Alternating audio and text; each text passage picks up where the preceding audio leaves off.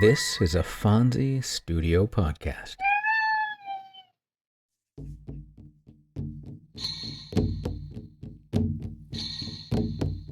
Welcome to Tales from the First Nations. I'm Jay Idle, and every week I'll share with you a tale and ancient wisdom of the native tribes of North America. I'll be joined by my cats, Dawa and Fonzie, who will undoubtedly make their presence known at some point, so I might as well just list them as co-host.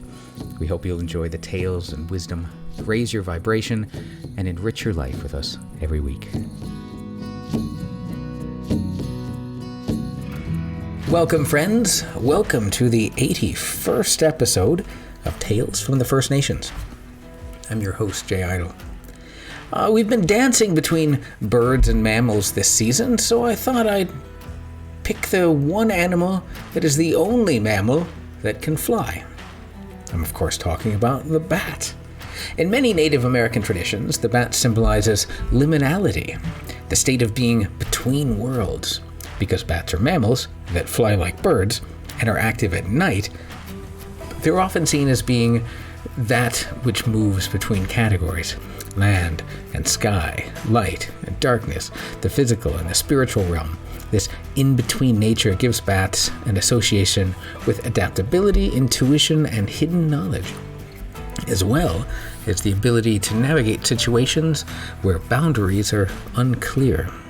In stories from southeastern and plains tribes, bats sometimes appear as clever helpers who succeed not through strength, but through intelligence and timing. At the same time, bats can carry more ambiguous or cautionary symbolism. In some tribal stories, their nocturnal habits connect them to mystery, secrecy, or isolation, and they may serve as reminders about the consequences of indecision or attempting to belong to opposing sides. Rather than being purely negative, this symbolism emphasizes balance and self-knowing, urging individuals to understand their true nature and role within the community. Overall, bats in Native American symbolism often represent transformation, awareness beyond the obvious, and the power of navigating unseen paths. We have 3 stories for you today, and the first one is the story that shows the bat attempting to belong to opposing sides. It comes from the Modoc people and is simply called the Bat.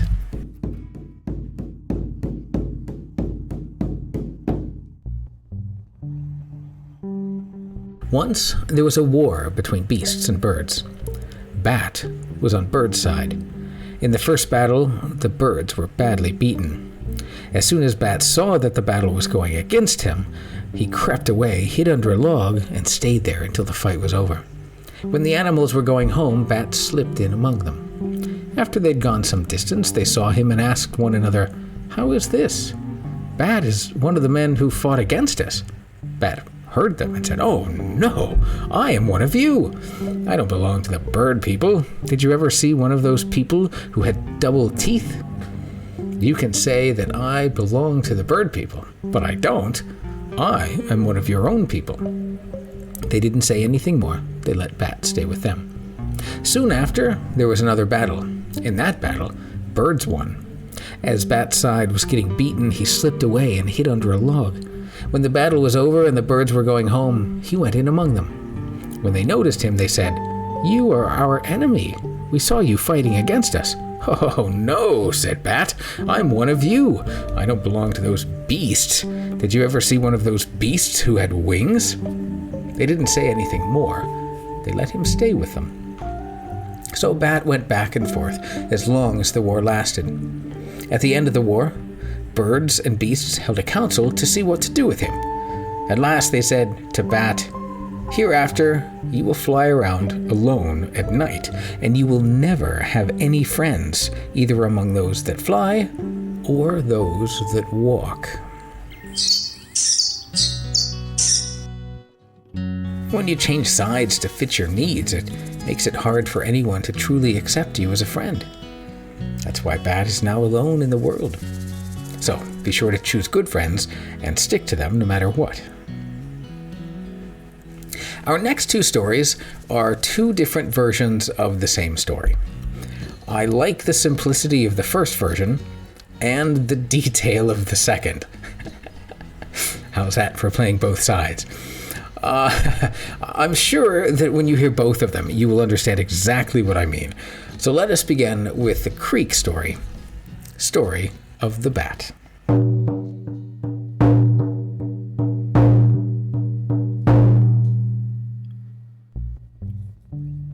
The birds challenged the four-footed animals to a great ball play. It was agreed that all creatures which had teeth should be on one side, and those that had feathers should go on the other side with the birds. The day was fixed, and all the arrangements were made.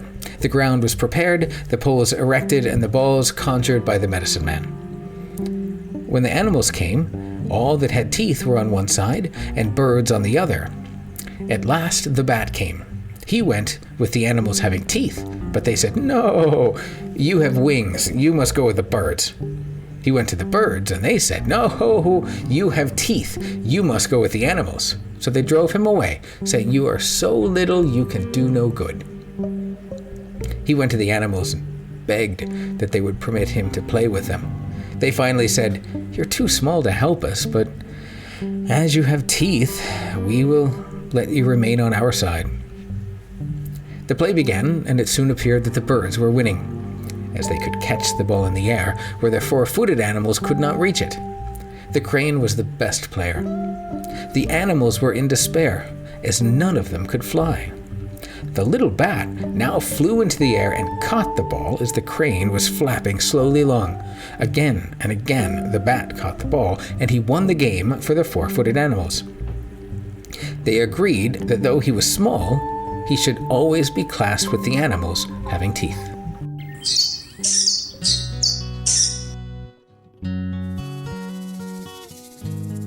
It's a great story, right? The little bat, who seemingly had no use, saved the day because his gifts were exactly what the team needed. Now, the other version of the story comes from the Cherokee, and in this version, it's the birds that have mercy on the bat, and not the larger animals.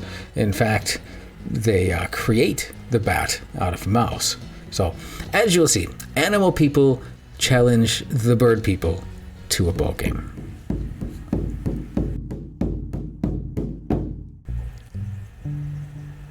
Once the animal people challenged the bird people to a ball game. The animals expected to win with no problems. Bear was the captain of the animals team. "Of course we will win," roared Bear. "I'm stronger and heavier than any other animal." It was agreed that Bear could stop anyone that got in his way. And Deer? Deer could outrun all the other animals. And Terrapin was at that time the great original Terrapin, not the puny thing we have now. So of course the animals would beat those silly birds. The birds had, of course. They elected Eagle as their captain. They also had the skills of the great mythical hawk. The birds had met to plan their strategy. They were a little afraid of all of the animals who were so large and strong, but when the meeting was ready to begin, along came two little things that looked like little field mice. "Please," said the little creatures, "can we join your team?" "You belong with the animals, don't you?" said Eagle. "They laughed and drove us away," said the smaller furry creature. "We want to be birds. Let us help you." Eagle felt so sorry for them that he agreed to let them play as birds. "You need wings." "We'll make you some," said Eagle. The birds decided to use the head of the drum that they use for their dances. The drum head was made of badger skin, so they began to cut off pieces of it and attach it to the smaller creature's front legs. This is the way that birds created bat. Unfortunately, this used all the drumhead leather. There was none left to make wings for the creature that looked like a tiny ground squirrel. "Let's stretch the skin he has," said Bluebird. This sounded like a good plan, so Eagle and Red-tailed Hawk pulled from opposite sides. Helped by the smaller birds, when they were done, the birds had created Flying Squirrel. Flying Squirrel and Bat were very grateful. "You'll see, we can help you win."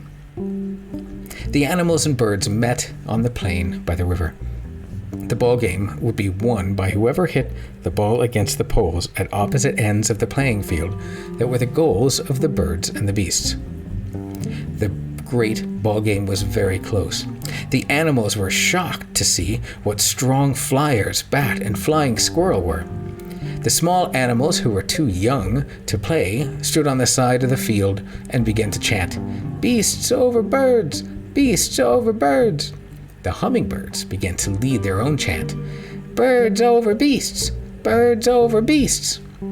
Finally, Flying Squirrel caught the ball, carried it up a tree, and then threw it to Blue Jay, who flew it high enough that the animals couldn't reach.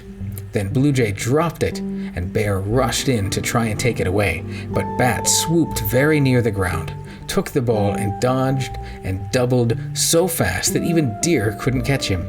He threw the ball against the pole decorations with feathers and won the game for the birds.